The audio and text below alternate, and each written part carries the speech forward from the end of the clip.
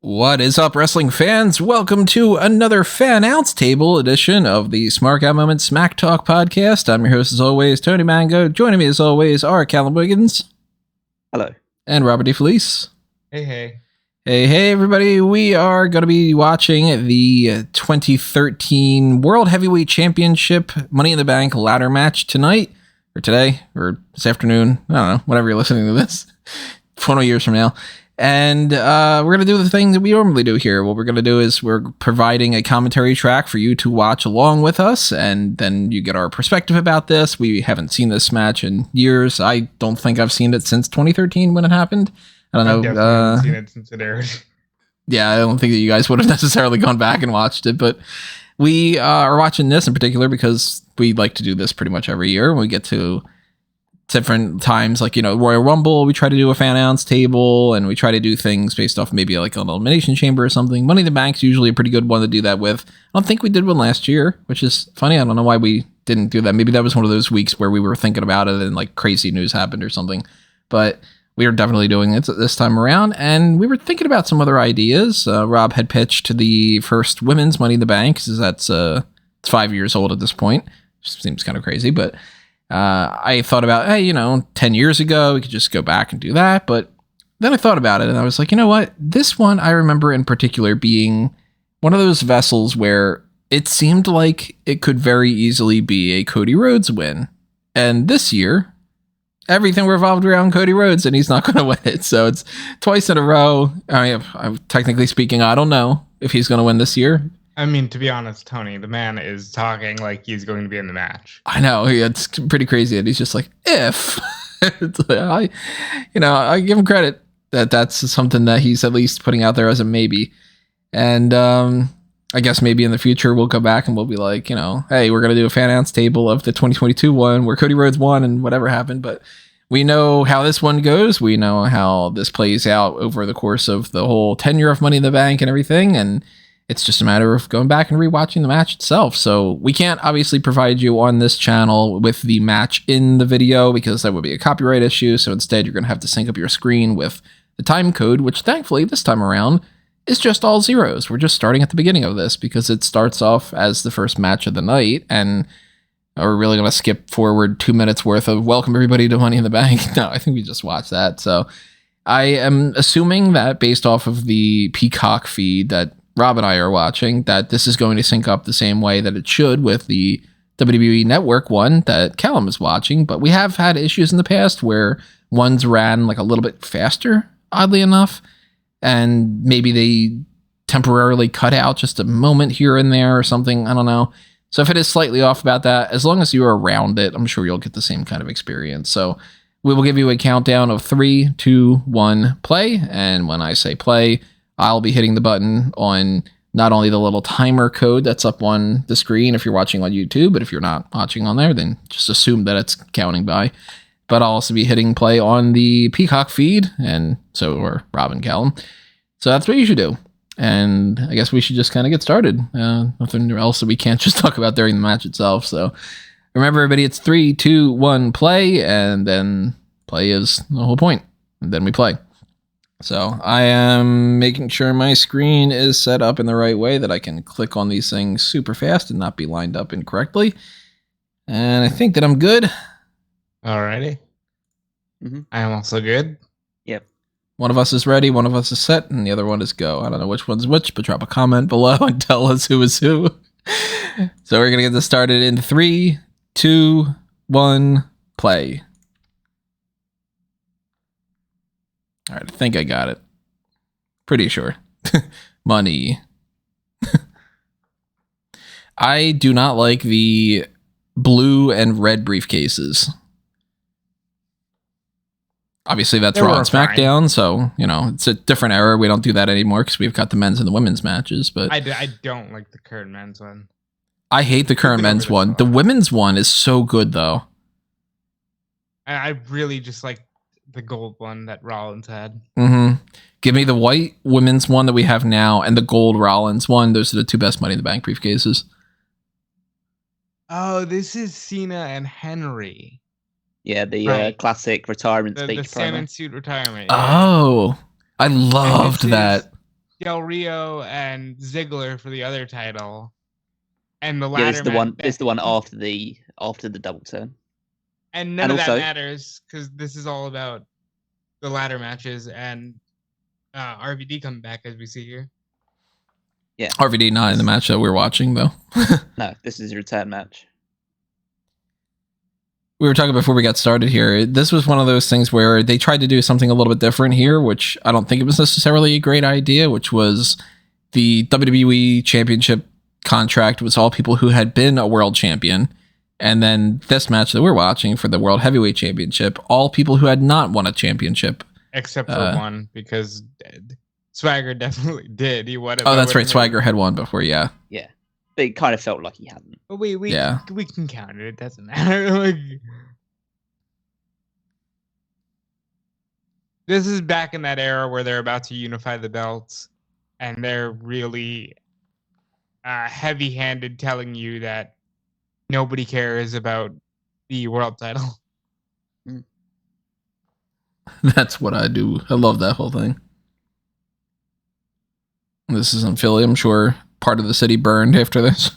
It's pretty good that they were watching this and they like this introductory package and they're giving absolutely no attention to the other Money in the Bank ladder match. They're only caring about the one that has the stars in it. Well, no, they should the other people.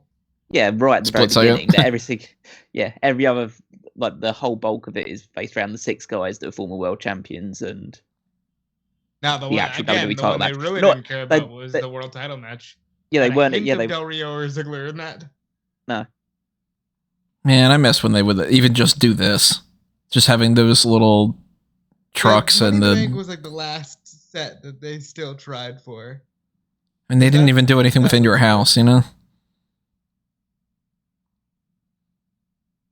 I miss when we had some more fan signs, which is just less and less as time goes on. When every single Money in the Bank pay-per-view had a Donald Trump's theme music. Yeah, it's so weird that they used that for Trump.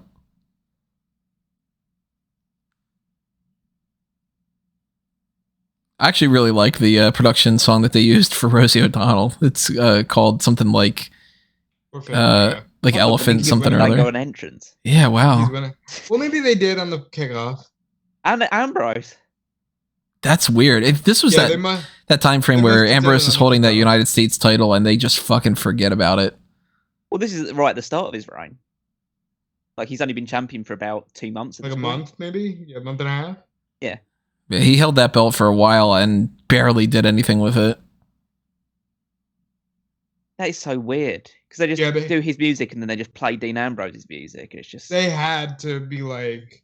also They were- it looks so weird to see Dean Ambrose now. And he's Like, missing I- the facial hair and Yeah. yeah. Which is like, or even so, it's like I only see him as John Moxley now. Yeah. I did like this theme. Zeb Colter. What amazes me about this as well is that I just felt this was only for a short period of time that this tag team existed, and they're still around until next year's WrestleMania. Because that's when Cesaro wins the Battle Royal and becomes the Paul Heyman guy.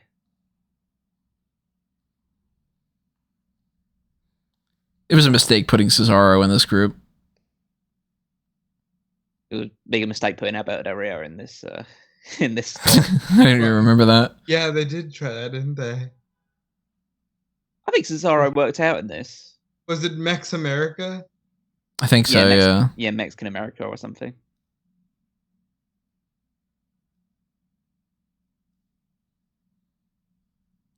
I don't think that they would try to do this in 2022.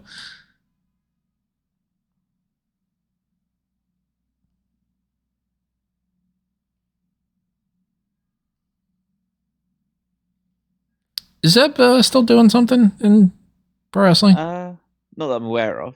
Or He probably just not does call him Zeb. podcasts with Sports Kuda. Dutch man tell. Yeah, he hasn't lost the Antonio yet. No.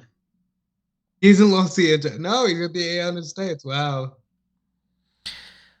So we've got Fandango, who is not in WWE anymore. We've got Dean Ambrose, who is Jon Moxley in AEW. Jack Swagger, who is Jake Hager in AEW. Dutch Mantel, who is out of the company doing podcasts or whatever. Cesaro, who is Cesaro. just Cesaro.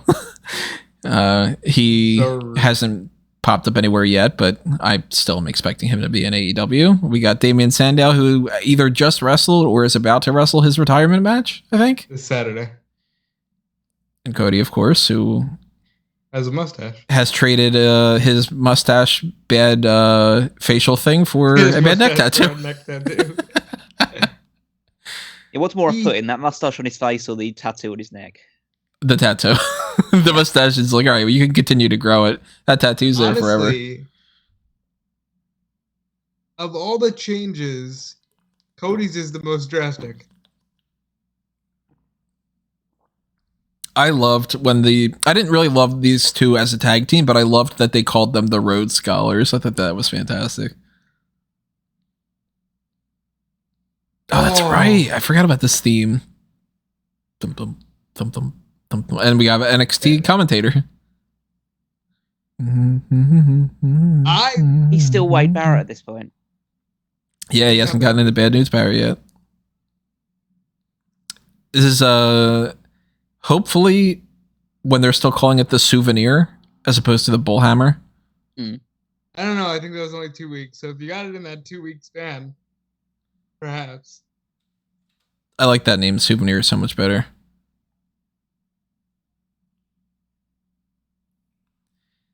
I was such a big fan of Wade Barrett. He should have been a champion. Should have had a match against Undertaker at WrestleMania, I think. I think it was during In Your House where he goes, yeah, well, I thought I was going to be world champion. Oh, poor guy. We got Summer Rae on the outside. It was quite surprising that out of all the people that are still wrestling in WWE, the only one is Cody Rhodes. Yeah. That seems the weirdest one out of all of them. Yeah, the guy who started the rival company is the only one that's there. That Ambrose and Hager. Yeah. I mean, Barrett's there, but he's not wrestling. Yeah. I'm curious if I'm pretty sure that he still can, that he just retired because of like retiring, not about like an injury or something. So who did you think was going to win this? Let me try to go back and see what I had written on the site. I feel like we were all probably like mentally, this is Ambrose's match. No, I was totally behind Barrett winning this one. So I definitely eventually they're going to give Barrett a world title run. Because I thought, well, they came in as a tag team. They're probably staying a tag team. It's just like such a weird one for the crowd because there's literally no one that they're supposed to be cheering for in this match. So this is the breakdown I had originally written. I said, wow, not only is this also all heels in reverse of the other match, but look at the participants. Swagger and Cesaro are basically a team. Sandow and Rhodes are. How will that come into play with this? Fandango probably has no shot at winning. At least he shouldn't. He's not ready for it. Nor would Swagger or Cesaro. The next least likely to win, I think, would be Cody Rhodes, then Damien Sandow. Dean Ambrose is the United States champion, so why bother giving it to him? Wade Barrett needs to win this. Poor R-Truth, Zack Ryder, Kofi Kingston, etc. for not being in this match. Prediction, Wade Barrett wins. So I was firmly in the, obviously Wade Barrett needs to win this because he needs to, and, not much of a chance of Damien Sandow or, I remember, thinking, well, Ambrose seems most likely because he's in the Shield, and that was still a hot new thing. But also going well, Fandango's Fandango, and he can always win it just to have a little fun with it. I wonder if this is still at the point in time when Dean Ambrose has got the weird version of his dirty deeds. Yeah, I hated that. Where he's leaning forward and the over the shoulder, essentially like a skull crushing finale where you're standing in front of the guy. I thought he did the bulldog, the 1%er. There's this time. This is goat face. That's Brian. Yeah. Some of the other matches on this card: Curtis Axel defending the Intercontinental title against The Miz. I was probably super into that. H.A. Lee Now defending one of the- against Caitlyn. Both out of the company. The Just Shield. counting. So Axel's in the company, but he's the producer. He's just an agent. The Shield against the Usos. That's why Ambrose was in the ring, because that was a kickoff match. Yes, that'd be the tag title. Yeah, so to be fair, 3/4 of those people are in the. Well, actually, all of them are still in the company, and 3 of them are in the same. All of them are in the top storyline. And they were in a kickoff match. You got Jericho and Ryback. That was the cryback phase. Jericho and Ryback. I don't Yep. even remember that. That's when he was calling him cryback, and he was Right. Ryback was just going around bullying people like Ricky Starks.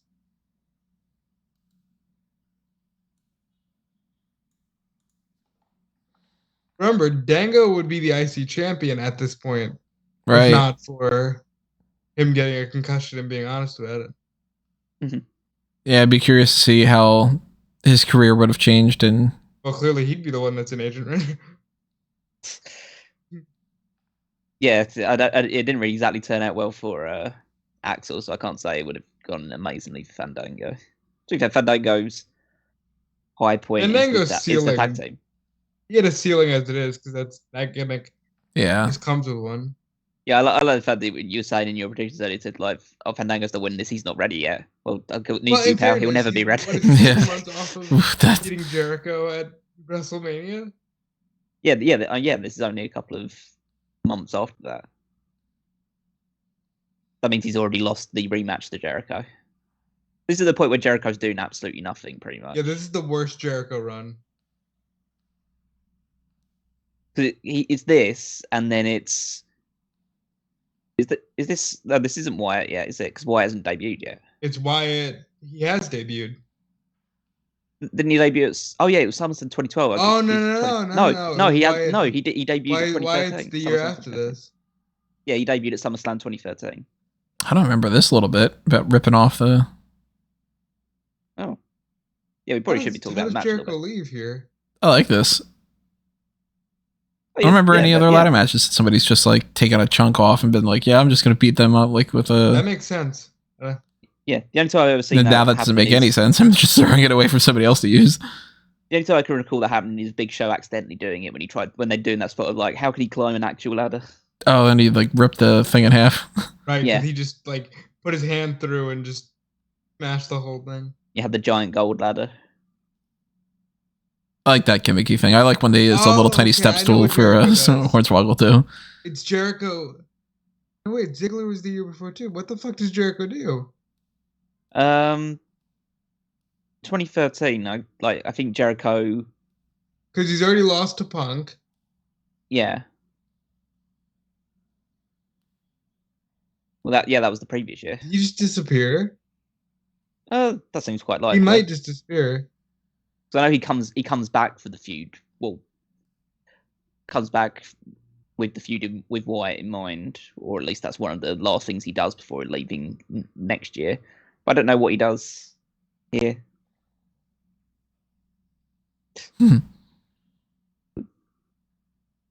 And this is too early that he's not doing the cage match with Orton or anything yet. Mm.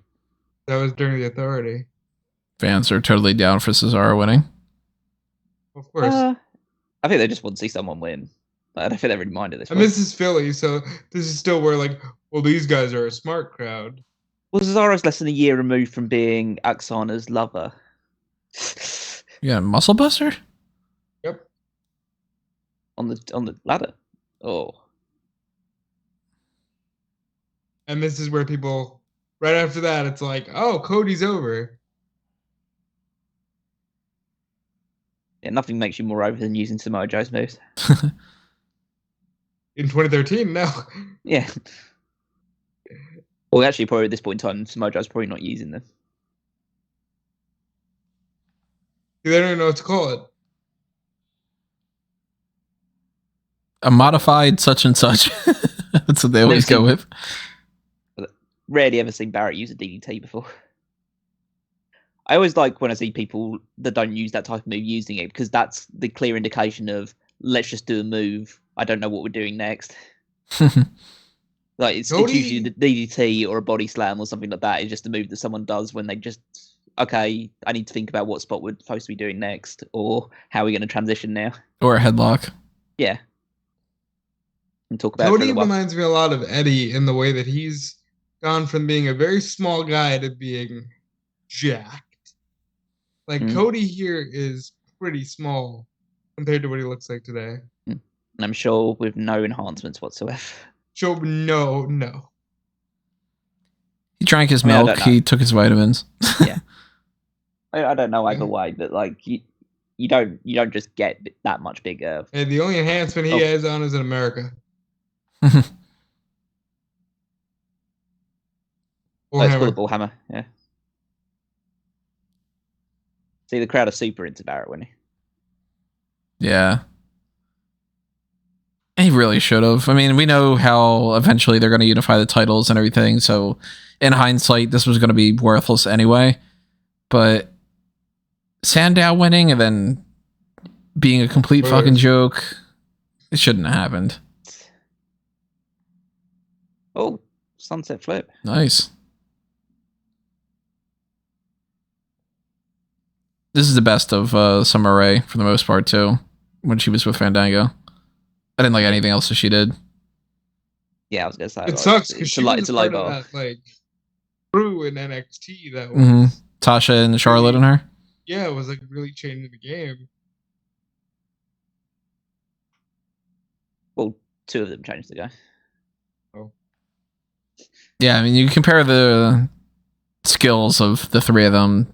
One of these things does not like the other. Odd, she was kind of the leader of the group as well. Yeah. Well, she's the most comfortable talking for a little bit there. At the time, yeah.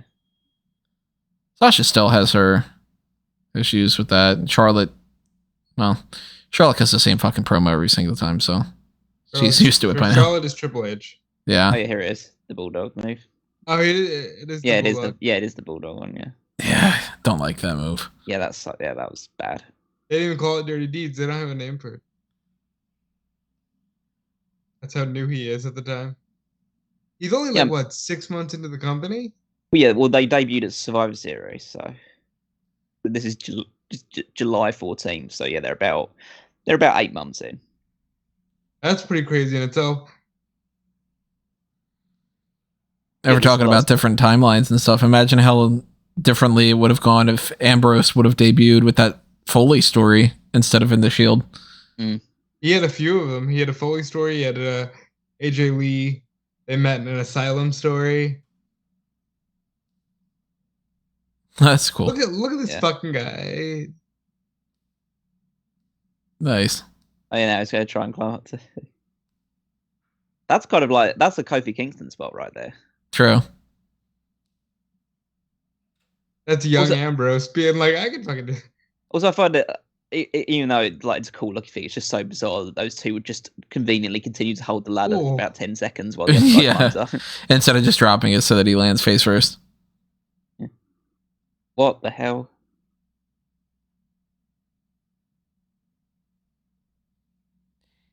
How about Zeb just hands you a ladder? Yeah. So just letting so Swagger's just allowing Cesaro to win this. Pretty much, right? I guess it's cool, like, because he's already won their thing. Oh. Nice. That's awesome. Yeah. Of course, the only person they would trust to do that spot would be Cesaro as well. To be the one to actually try and... Because he could do it. He could probably do a handstand on Swagger's head. I definitely would have trusted him on the bottom of that equation. He could have easily held up Swagger. Oh, yeah. Yeah, he could have held out Swagger. He could have held out all 6 other members of the match. Doesn't matter. I'd trust him to do the springboard dropkick as well. He's like, Mark Henry, get on there. I do the mix too. Oh, that could have been bad. I don't actually know if it was or not, because it's like he's selling it pretty big. Crossroads. I like that move. Oh, we going Crossroad Party? That's finisher season. Yeah. Oh no, never mind. There's second Crossroads. We're over here. Yeah, I thought that. Yeah, see, now this is the point that they're gonna, where he's kind of turning babyface.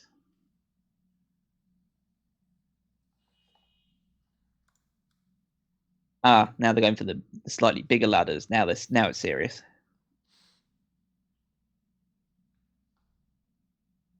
For a while, he said this was his favorite match. Because like this was like the first time the crowd really got behind him. Yeah, it doesn't surprise me. Yeah, at this point, Cody was just a perennial mid card guy. Yeah, he's about as useful as like a Miz, maybe. And even Miz had more lesser than Miz's, yeah. Yeah, I mean, yeah, Miz would have been world champion 2 years ago at this point.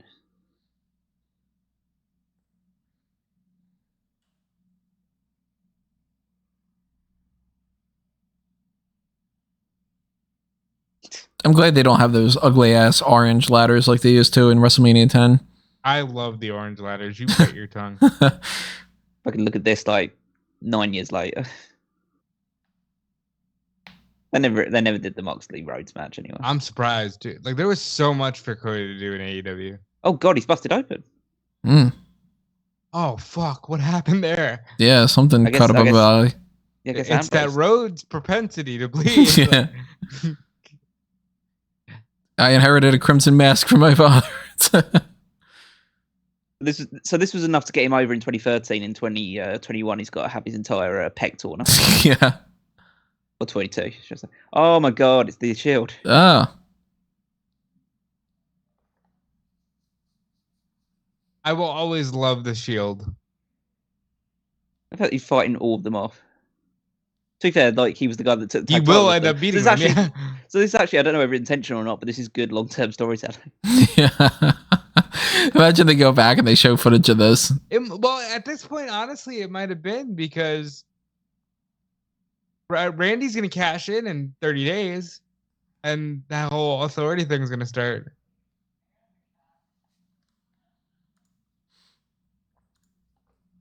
Of course, we even then had no idea where these careers would go, because look at these four in the ring.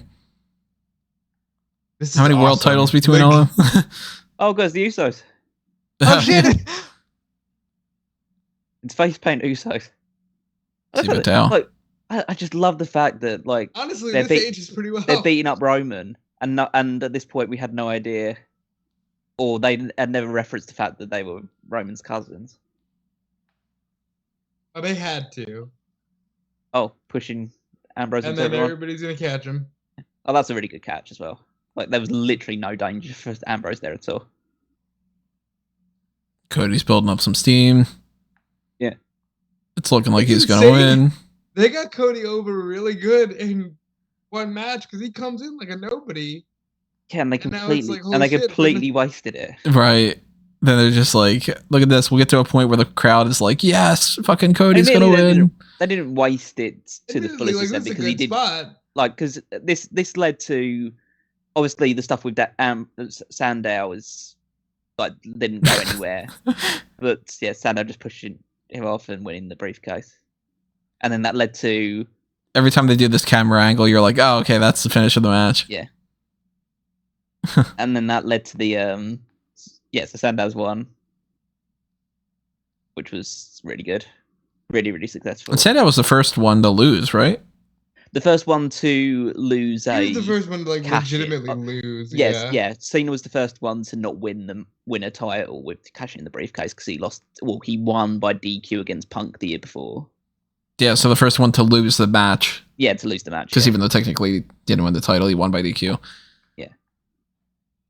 And then, of course, they do the same thing with Corbin, and then, then they're just kind of like, all right, well...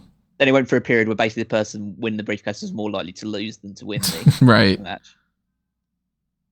Oh, they cleared up that cut real nice. Yeah. Yeah, so this led to a match at SummerSlam between Sandow and Rhodes that Rhodes won. Because obviously, as soon as you win the briefcase, you don't need to win any more matches. Mm-hmm. And then it leads to a really good match on Raw in October between Sandow and Cena. Yeah, that was a very good match. But he loses, promises to get his revenge, and then they're like, "Yeah, no, you're not." It's quite, again, it's a demonstration about how little the brand split meant at this point. Is because Cena walks into this show as WWE champion, and then when he actually defends the title against Sandow, he's world heavyweight champion at that point. Good match. Basically, it's one of the reasons why, like, they're back to where they are today as far as the brand split is concerned. Yeah, where it doesn't really count, but they're still going to keep it just for the sake of it. Yeah. Just to see if it makes it seem like a bigger deal. That was really fun, man. Yeah, it was a good match between 7 guys that were in pretty good condition at this point. A lot of actually quite new talent in the grand scheme of things. It's like Sandow, I think, had only debuted a year or so ago. Ambrose had only recently debuted. Fandango had only recently debuted. Cesaro had only been there for a year. Cody and Swagger were the veterans, and they were still young. Yeah, Barrett was one of the veterans in this one. And he'd only been in the company for 3 years at this point.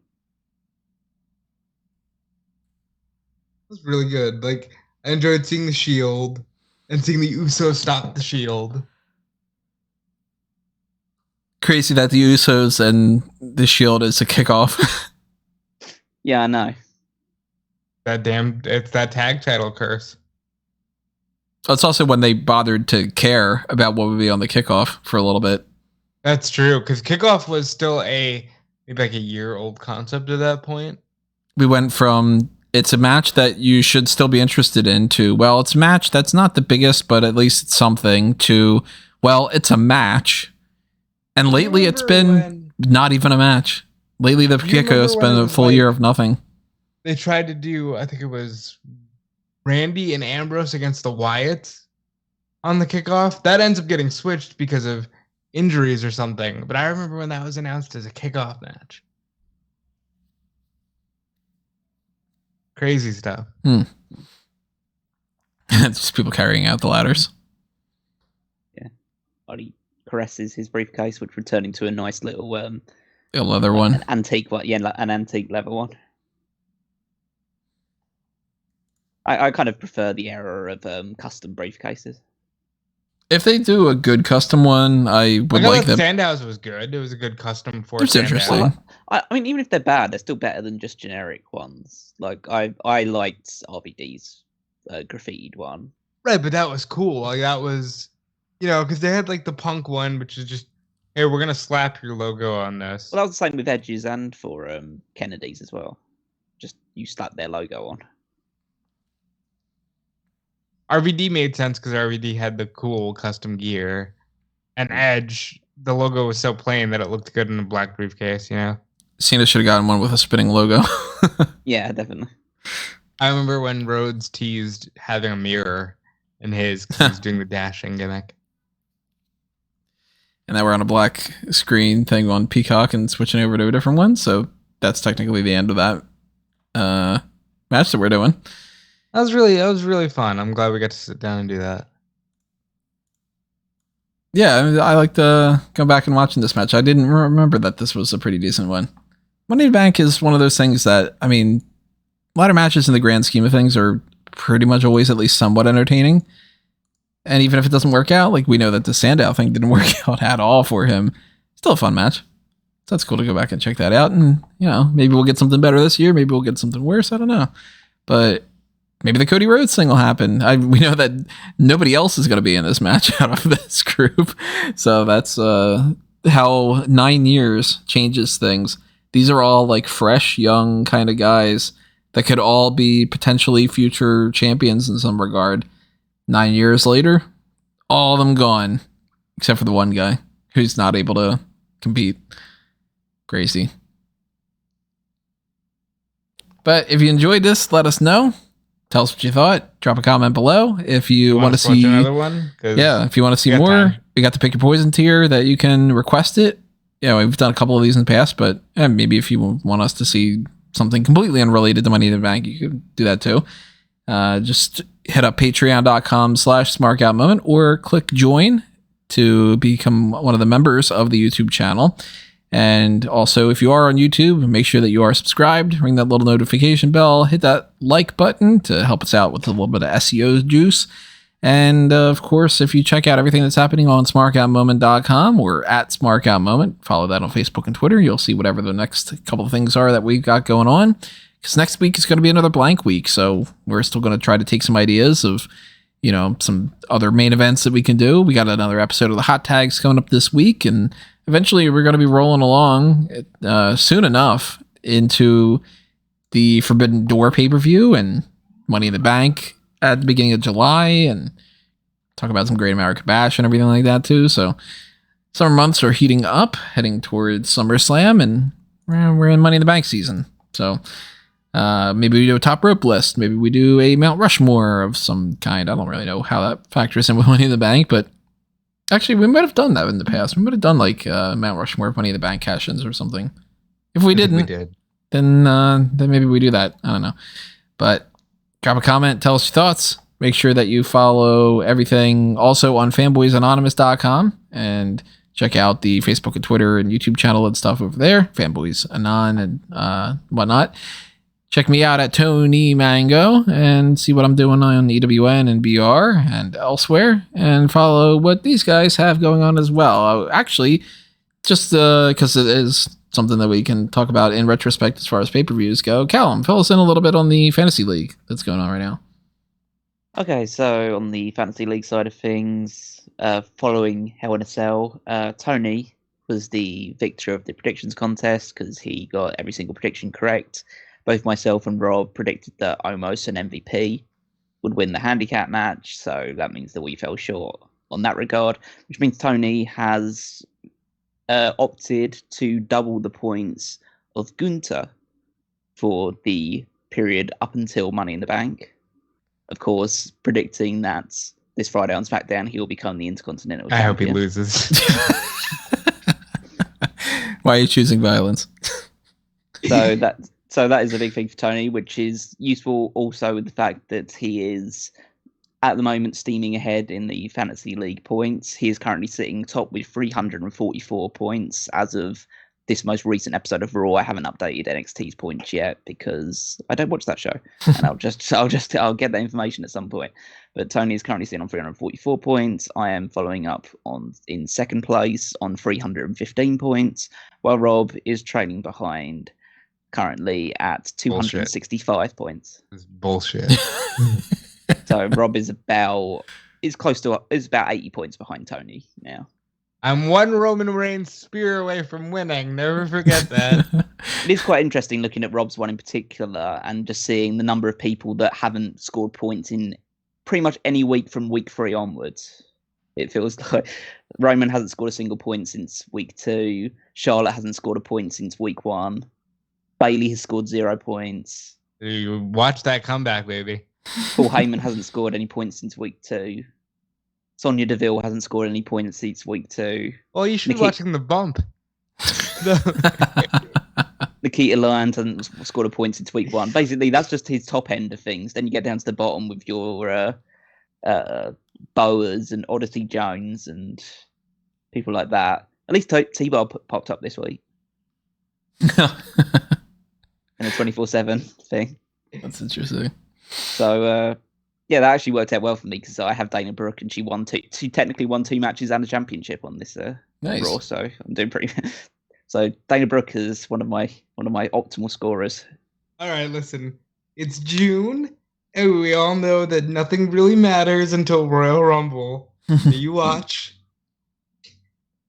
But yeah, that's where the standings lie at the moment. So you can check all of that out at wwefantasyleague.com or check it out through the Smark website. And you can see the most up-to-date standings and how we're all doing and see how the points are tallied and all the rules. If you want to take on and start your own fantasy league, you'll have all the information there as well. And follow your Twitter at Wigmeister14. Yes, of course. Follow me on Twitter at Wigmaster14 and check out the power rankings and all the other stuff that's on the Smark website. Yeah, and you can follow me everywhere at Dude Felice, including Twitter, Instagram, and Twitch. Specifically Twitch. I think I'm going to start doing some side watches of SmackDown in addition to doing regular ones for NXT. Maybe even AEW on the nights that I'm not covering AEW. I really want to grow Twitch and just have more fun in that regard. So follow me there, follow Fightful, Fightful Select, and just click around and support wrestling media. Do all those things and have yourself a great day as well. And we will see you next time, everybody. But for now, this has been another Smark Out moment, and we are being counted out.